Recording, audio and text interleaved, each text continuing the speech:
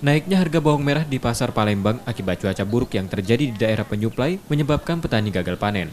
Seluruh bawang merah di Sumsel disuplai dari Brebes dan Kota Tegal.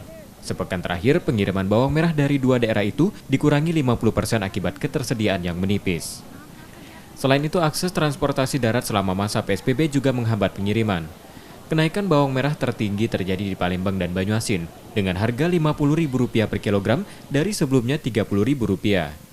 Naiknya harga bawang merah juga menjadi penyumbang inflasi terbesar Sumsel sepanjang Mei 2020, sebesar 0,162%. Selama ini kan bawang ini kita masih tergantung dari daerah lain, seperti Brebes, Tegal, dan ada sedikit dari Sumatera Barat. Ini kenapa terhambat?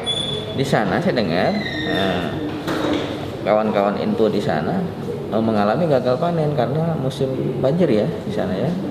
Gagal panen. Jadi hukum ekonomi kan sudah berlaku, kalau permintaan itu banyak dan pasokan tuh berkurang, sudah pasti harga melonjak naik.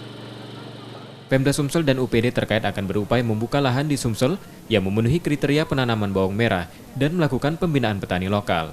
Reski Oktora, Muklas Diferensial, Trivida, Kompas TV, Palembang.